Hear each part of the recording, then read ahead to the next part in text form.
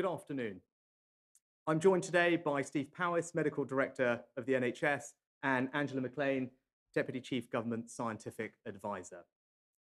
Let me start by reminding everyone about our step-by-step action plan to defeat coronavirus. At every step of this process, we have followed the latest scientific and medical advice. Our goal is to slow the spread of the virus and protect the ability of the NHS to cope.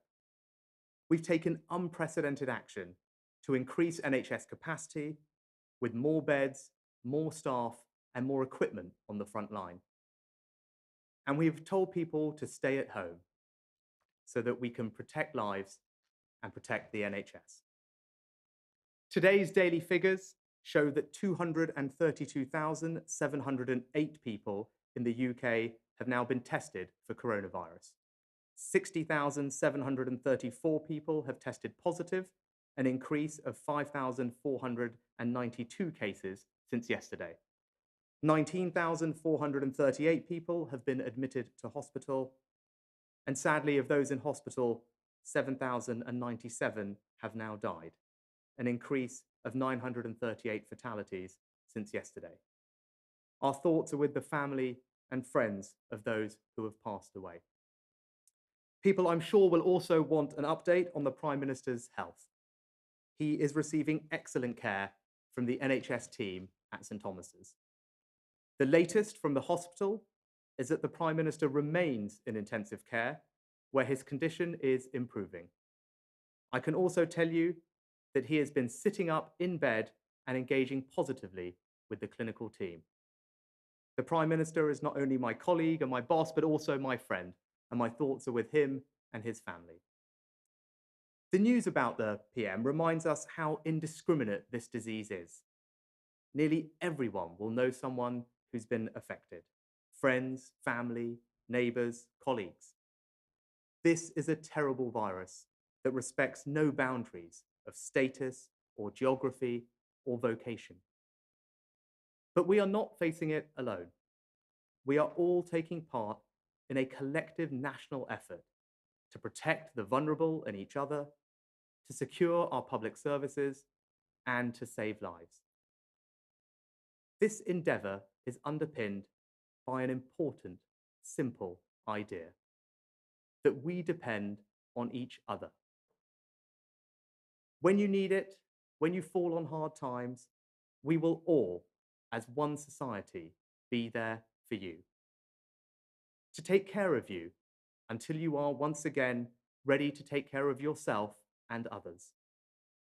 This idea has been central to all of our efforts to support people and businesses during this crisis.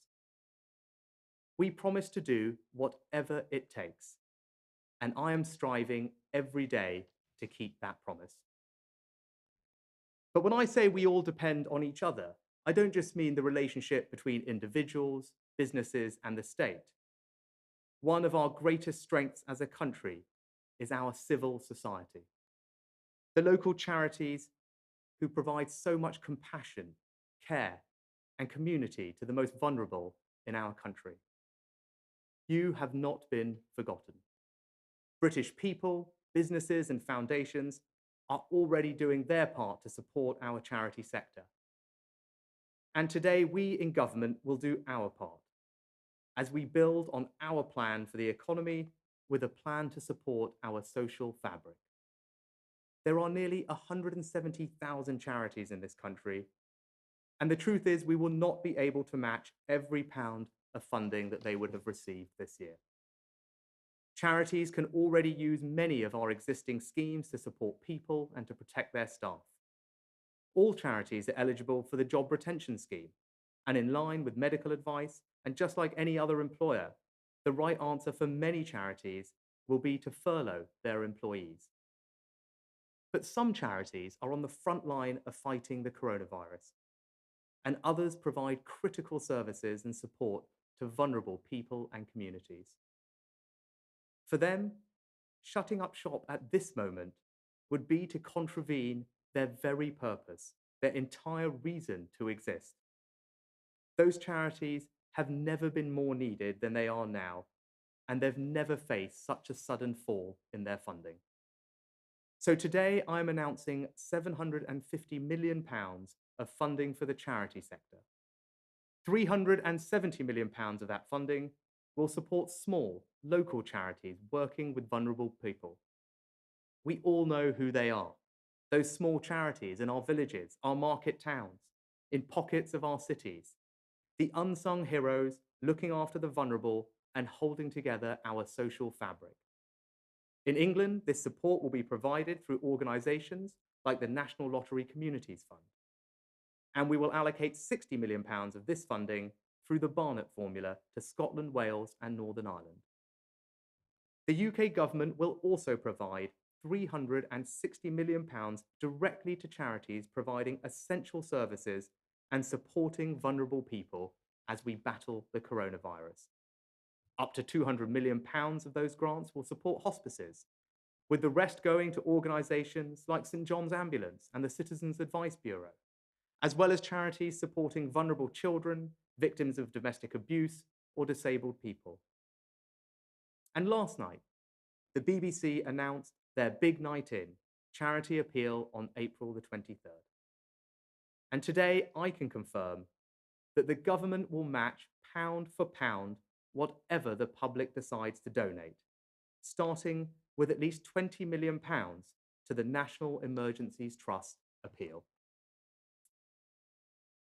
2 short weeks ago, I spoke of the need for kindness, decency, and the sort of neighbourliness that is at the heart of these charitable and community efforts. The normally invisible connections between us have, in recent weeks, become more apparent.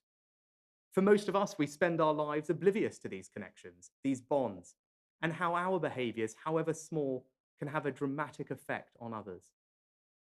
But these bonds are not invisible for our local charities. For the volunteer keeping victims of domestic violence safe. For the outreach worker helping a rough sleeper find a bed.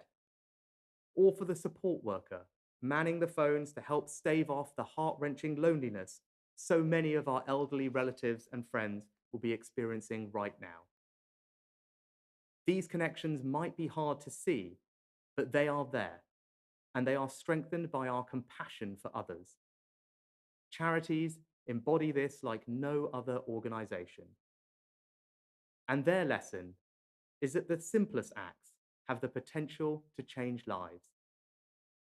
At this time, when many are hurting and tired and confined, we need the gentleness of charities in our lives. It gives us hope. It makes us stronger. And it reminds us we depend on each other. Thank you.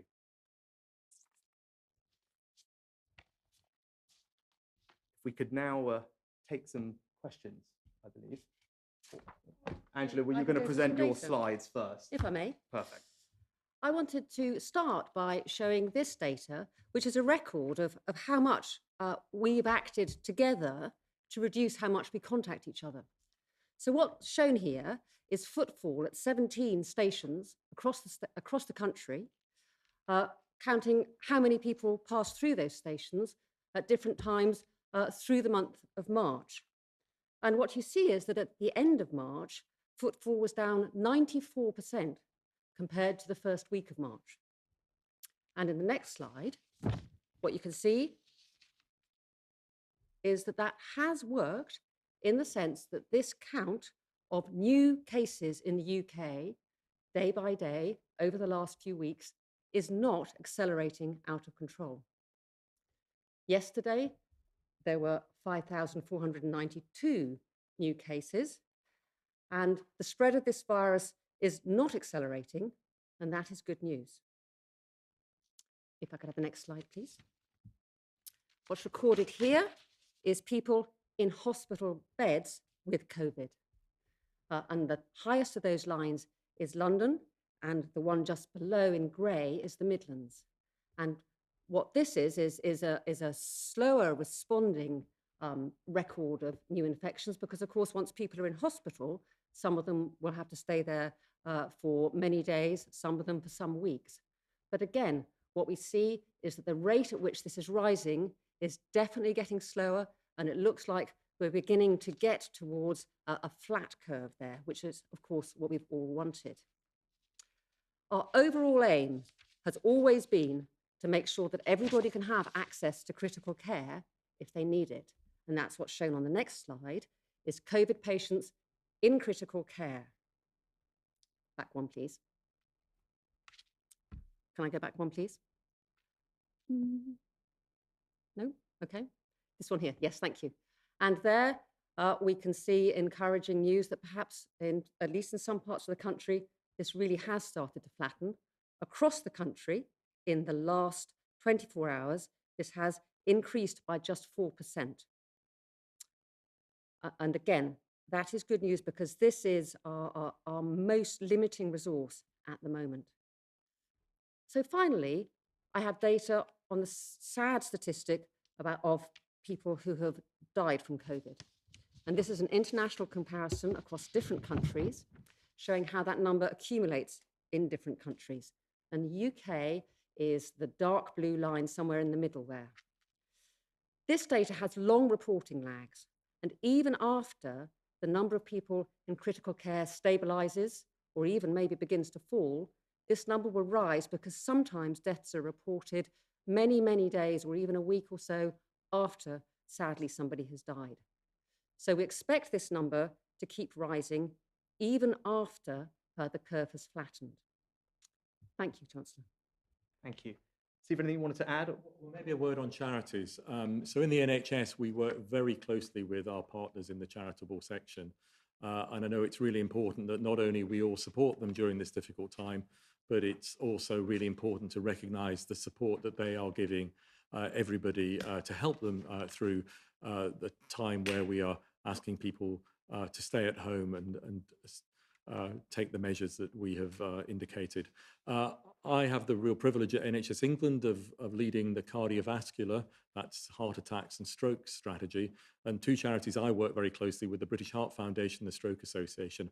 And I know they would want me to say today, to remind everybody that the NHS has worked night and day to surge capacity to manage coronavirus, but it is also there for you if you have symptoms of a stroke, symptoms of a heart attack. Indeed, if you have any emergency condition, whether it's a sick child, whether it's a mother or a pregnant mother in pregnancy who's worried about the movements of the baby, you should be seeking emergency services, just as you always have done. They are there for you.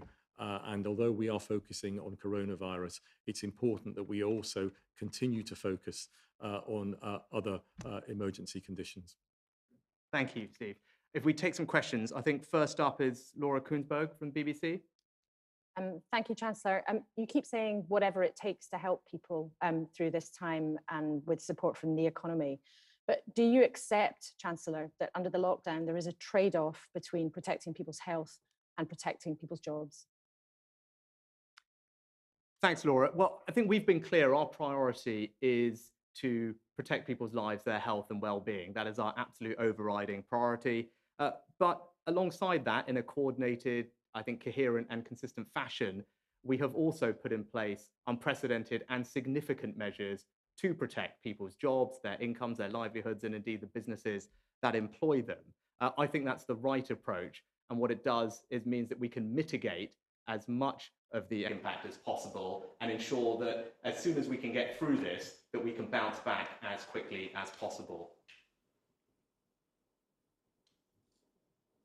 Was there anything you wanted to follow up on for either with anyone else? I mean, do you accept, though, that some people are falling through the cracks? I mean, the Treasury Select Committee this afternoon has said that you need to take urgent action for some people who aren't covered by your very extensive scheme. Do you think the public should be prepared for a serious downturn, maybe even a recession? I think I've been very clear and very honest that that's not uncommon with every other major country that's grappling with this. I think we will all see a significant impact on our economy. And I've also been very honest that in spite of what are unprecedented measures in scale and scope, I can't stand here and say that I can save every single job, protect every single business, or indeed every single charity, the focus of today's announcements. That's just simply not possible. But what we can do is put in place what I think is an enormous amount of support in a targeted fashion as best as possible to help as many people as possible get through this so that, as I said, we can emerge on the other side of it stronger, united, and hopefully able to bounce back as quickly as possible. Perfect. I think if we turn next to, is it Tom Clark from ITV? Tom, you... Hello, yes, I am. Thank you, Chancellor. My question relates to testing. Yesterday's briefing, the Chief Medical Officer made the honest admission that Germany's lower death toll in their pandemic is due to their ability to test more people more quickly. Given their death toll is three times lower than ours, is it now time for the government to come out and admit that thousands of people have died and thousands more people will die in this country as a result of our failure to test more people more rapidly? Steve, you want to take the To be honest, I don't think that's what the Chief Medical Officer did say. I think he said that testing was one of many factors. And I think the Chief Scientific Advisor spoke about this too, was one of a range of things in Germany. And I think it's difficult at this stage to say what range of factors has contributed to what. I think the Chief Medical Officer was also making clear that it's important that all countries learn from each other. And I've no doubt that other countries will want to learn from our experience and some of the things that we have done in the United Kingdom, for instance, the work on modelling and predicting what the epidemic might do. So I think the point he was making yesterday was that everybody should be learning from each other. And indeed, that is what we're doing. Angela might have more to say on that. Yes, I would have thought the point would be that the rate of deaths, of course, appears much lower if you can count many, many more of the cases. That's certainly one of the things that you see. If you see different case fatality rates in countries, that could be because you're counting many, many more of the people who should be on the bottom of that fraction. In terms of modelling, that is something that we're really very happy in this country to offer to other countries, and hope that's one of the things we can contribute to the international effort. Thank you, Tom. I hope that... Like you, I just sat through the select committee hearing on which you were a witness. We heard from the people in charge of testing in South Korea and in Hong Kong, who made it abundantly clear testing has reduced the numbers of cases of coronavirus in those countries. And Dr. Whitty did say yesterday that it was in fact Germany's ability to test that was, yes, part of their lower death rates. And then we had less to learn. He did not dispute that. It is about testing. So can you tell me whether our inability to test will lead to greater mortality here? And can I also follow up, how dependent is the UK on a testing regime for us to be able to lift lockdown restrictions? And are we on course to have sufficient levels of testing in the community to allow us to do that in anything like the next 3 or 4 weeks? So I think we all agree that testing is important. That is not the issue at all. I think the point I was making is that testing is one part of a set of different things that will need to be considered in any country's strategy. That is the case here. It is the case in Germany. And I have spoken to Chief Medical Officer today, and I think, well, I know the point he was making yesterday was it is a part of the overall strategy. And I think it is almost certainly too early in all countries' experience to know exactly which components of strategies have been the most effective or have been most important. And it's highly likely it's the combination of these things rather than any individual part of an approach. Brilliant. Thank you, Tom. Can we turn to Andy Bell from Channel 5? Yes, thank you. And I want to follow up partly on Tom's question about the lockdown, but in a different context, which is the First Minister of Wales has said today that, as far as he's concerned, the lockdown is going to continue beyond next week in Wales. So can you level with us now and just accept that the lockdown is going to continue across the UK through next week? And from a scientific and medical point of view, is it possible or even desirable that different parts of the country could come out of lockdown at different speeds?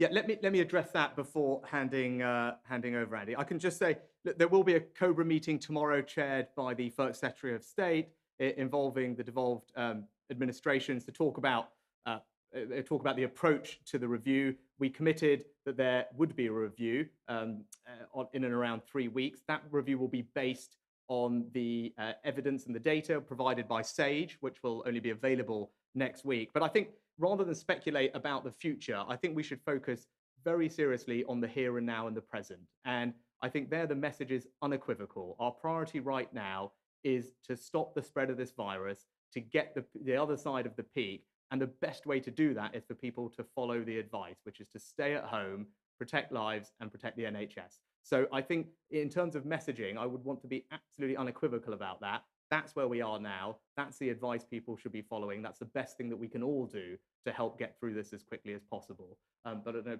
Andrew, if you wanted to add anything on that. We have always said that we would need to be able to see what impact the whole suite of interventions that were brought into place on the 23rd of March are having before we can make any evidence-based decision on what to do next. And this week is a really important week. We're all watching what happens. I guess from a purely scientific point of view, more data is better for us. But I completely agree with the Chancellor that what really matters is that people stay home, protect lives, and save the NHS, or is it the other way around? Brilliant. Andy, Hope, does that answer your question? I'd just like to come back to the idea of whether different parts of the country could theoretically emerge at different times from lockdown, whether that's all politically possible, and secondly, whether that's in any way scientifically or medically desirable. I think that what I'd probably say before handing over to Angela on the medical is just, I think, again, I don't want to start speculating about the future. I think that's not helpful at this juncture. I think the thing now is for people to focus unequivocally on the advice. We are where we are in this process, and the advice is clear. People should follow the advice. That's the best thing that everyone can do wherever they live in this country at the moment. And I think Angela probably would echo that. I would echo that. I don't want to get into hypotheticals about what might be better one way or another. I suspect that simple strategies might well turn out to be the best to use, but we'll see. And I'm going to get it right this time. The advice is for Easter weekend to stay home, protect the NHS, and save lives. So I will certainly be having my Easter at home. Thank you, Andy. Gary Gibbon from Channel 4. Thank you. Chancellor, can I ask you, we've had unemployment figures from one European country so far post-COVID crisis, Norway, unemployment well over 10%. From the data you look at in the Treasury, can you hand on heart say we're not going to see something like that here? No, Gary, I will be absolutely honest. This will have a significant impact on our economy, and not in an abstract way. It will have an impact on people's jobs and their livelihoods. And that's why we've taken the actions that we have in order to help mitigate some of that. I believe that, for example, the jobs retention scheme, the furlough scheme that we've put in place, which we've never had anything like in this country. As I said, when I stood here to announce it, the government is stepping in to help people, to help pay people's wages so that they're not laid off, so they don't end up being unemployed, that they remain attached to their company, with a very significant safety net behind them. That helps the company, that helps the person, it helps their family finances. I think that, and to combine with all the other measures we've taken, will significantly help mitigate some of the impact. And I think that's what other commentators have said as well, that if we weren't doing all the things that we're doing, if we weren't put in place these unprecedented measures, it would certainly be worse. So I believe we're doing the right things. I can't stand here and say that there isn't going to be hardship ahead.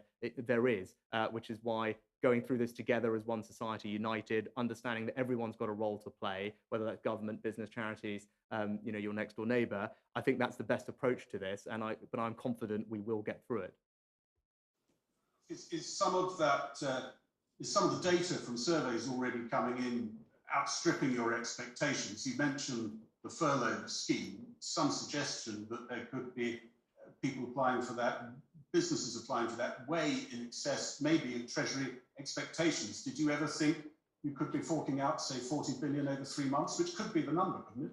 Well, I think, just to clarify on that, we have not put out a specific projection or an estimate of the take-up of that scheme. And I think there was some reporting that we might have, and this might be an excess of it. So we haven't actually done that for the simple reason, this is an unprecedented situation. So of course we have a range of scenarios that might come our way, but there isn't a precise central estimate of what the scheme might do. What I would say is, you're right, there is other data that we can look at, and I think others and myself have talked about universal credit claims, which have come down from where they were 10 days ago, which is comforting, but they're still very elevated relative to what normal levels might be, sometimes 4 or 5 times higher. That is obviously something we look at, and that's why we've not only strengthened the safety net and put extra money to the tune of £7 billion plus into the welfare system for those who are accessing universal credit, we've also provided more funding to DWP, for example, to help them process those claims and make sure people get the support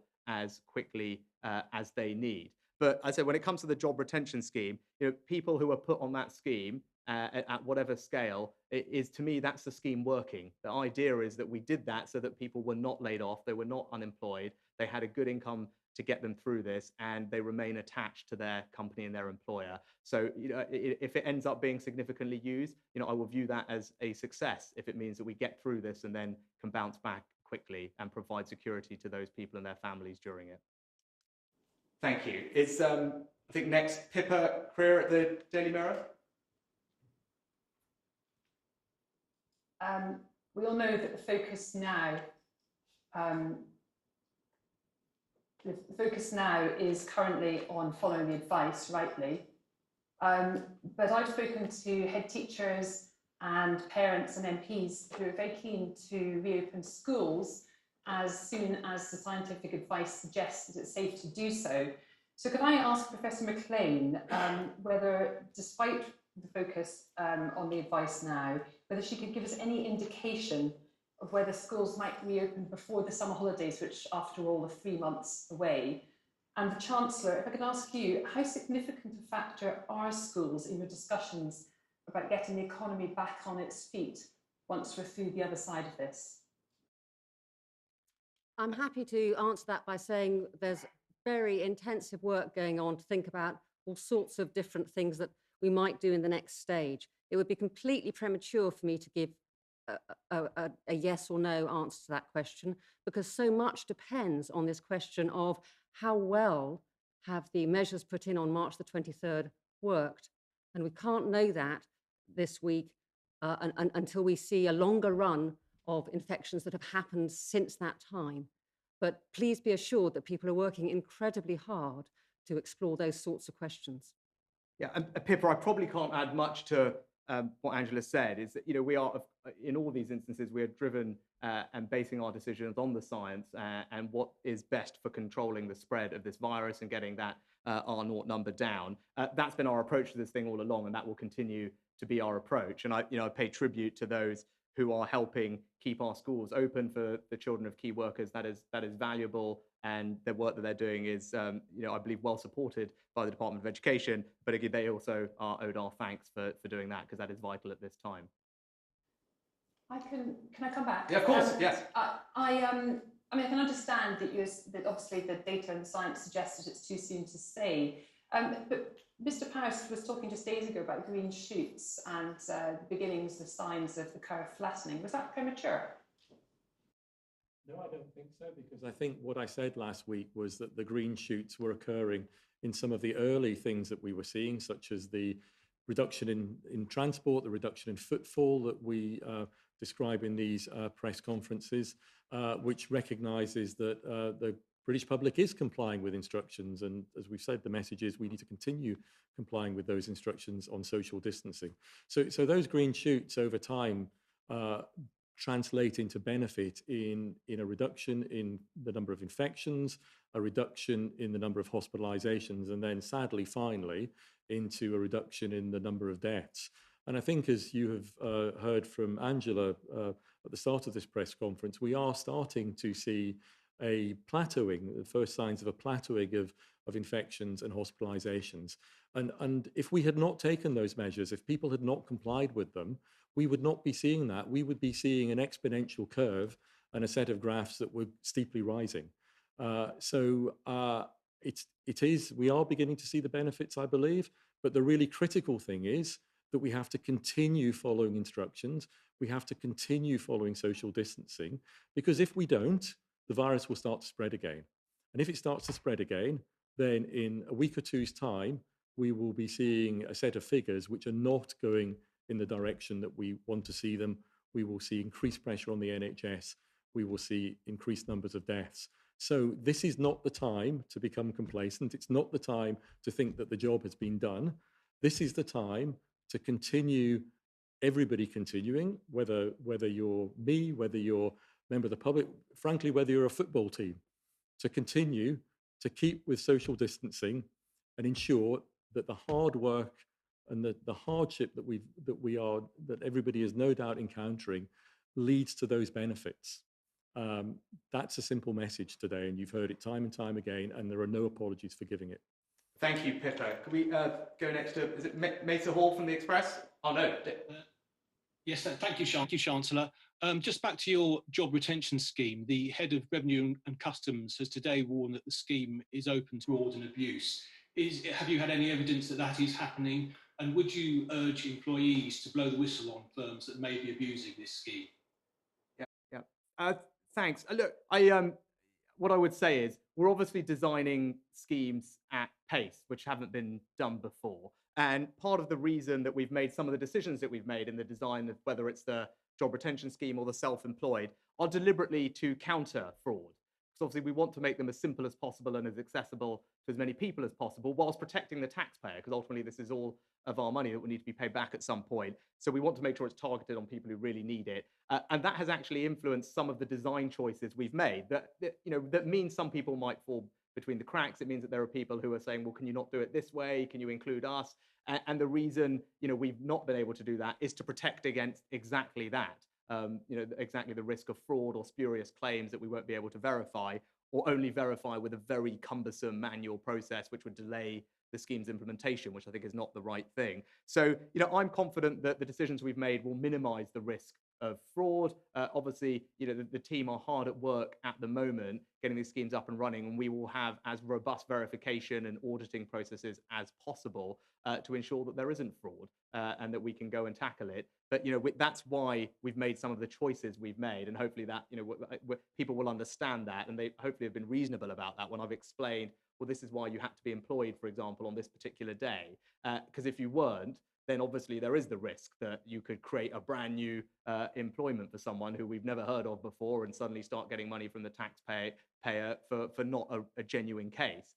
So that's, for example, one of the reasons we picked a cut-off date of February the 28th for that particular scheme. A big part of that was preventing fraud. So, hopefully that's clear. And Jim and HMRC and his team are doing a fantastic job getting these things up and running. I think he talked a little bit about timing, and we're on track to deliver against the timelines that I outlined earlier, which is pleasing because this is a huge challenge for them, and they're doing a great job.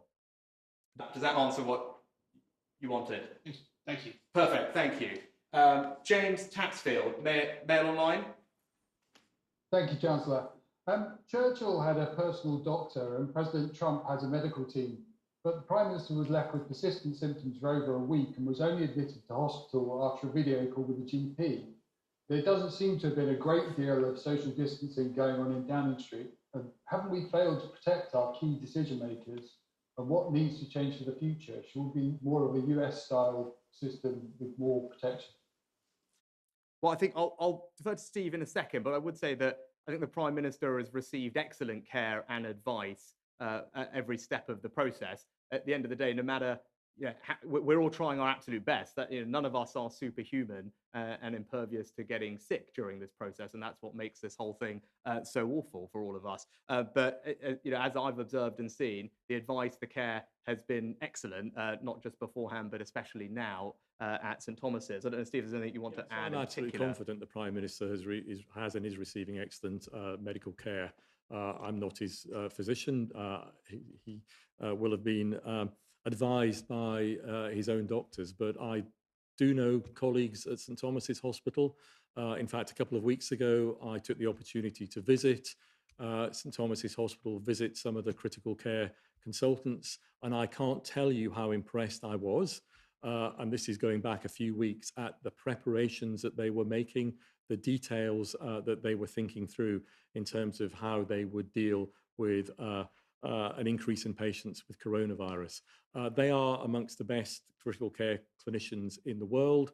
St Thomas's, even when I was a junior doctor many years ago, was world renowned for its critical care capacity. So I'm absolutely confident that my colleagues, all the clinical staff, doctors, nurses, and everybody else at St Thomas's is providing exceptional world-class care. Thank you, Steve. Does that answer your question? I was just going to say, the point of Downing Street social distancing, in hindsight, do you think that that could have been more rigorously observed earlier? Well, I think, look, everyone is doing their best to follow the guidelines. I mean, whether it's, Cabinet, we've conducted, I think for the first ever time, meetings, via alternative means, and people are appropriately following all the guidance. That doesn't mean that we can completely eliminate the spread of infection in this process. But I think the good news is, as I said, there's good update on the Prime Minister's condition. Those that have been away are many of them now returning to work. But I think whether people are away or socially distancing or physically in the same place, the business of government throughout all of this has gone on, and it has gone on at pace. And the team, whether it's politicians, cabinet ministers, civil servants, doctors and medical advisors, are working night and day to make sure that we do what we need to get the country through this and support the British people at this time. I can absolutely give you that assurance. Thank you. Can we turn to Tim Ross from Bloomberg? Tim, you there? Hello, yes. Chancellor, you say the Prime Minister is improving. Do you expect to see him able to leave hospital next week sometime? What are your expectations there? Also on Brexit, Chancellor, you have said before that you're very honest about the risks to the economy and the fact there will be a really significant impact, potentially a recession later this year. Do you really think it's a good idea to leave the European Union if the UK economy is in or just coming out of a very deep recession? And then to your two colleagues, the decision on whether to persist with the lockdown measures will be taken, we think, you're saying next week, probably sometime. What will the full range of data that you're analysing be in order to take that decision? And are we at the beginning of the peak now? How far off is your best guess? If I could start, I think, you talked about, should we still leave the European Union? I mean, we have left the European Union. That has happened. What we're doing now is just negotiating the final terms of our trading arrangements. That work is carrying on, and David Frost, the Prime Minister's chief Sherpa in this regard, held talks earlier this week with the deputy counterpart over at the EU. They've exchanged legal text. They've set out some clarifications that they both wanted from each other. And indeed, I think David is talking to his direct counterpart either later this week or next week to plan the next steps for the meetings and continue negotiations over April and May. So I think we remain committed to the timeline of concluding those talks and negotiations. That work is happening, albeit over video conference rather than in person. So I think that's pretty clear statement of where we are on that. I think Angela, do you want to take the question on the... Yes, very, very happy to take that question. So one of the great strengths of the kinds of mathematical modelling that SAGE is drawing on in order to give its advice is that it lets you pull together information from all sorts of different data streams. So my colleagues who are generating that advice will be using hard data on things like numbers of people arriving at hospital, numbers of people having to be admitted to critical care in hospital, but also things like that data on how many people are there in stations, survey data, asking people, well, precisely what behaviours have you toned down in the last few weeks? So I could actually bore you by telling you how many different data streams are under consideration, but that is the strength of that approach, is it lets you take a lot of different kinds of information and do the best job you can of synthesizing them together in order to understand the situation we have been in the past that has brought us to where we are now, and then do what you can to project into the future what's going to happen next. But I'm not going to do that right now because that's something that we do in a rather formal process. The modelers come to SAGE, and then SAGE puts that together, and we send it over to our politicians in order to make decisions. Steve, anything you wanted to add No, finally? as you know, Sage has been publishing its material, so that is available. And I think also to add that many of the academic groups that contribute to Sage publish their own research and modelling independently. And so that is there for all to see in terms of those key academic groups.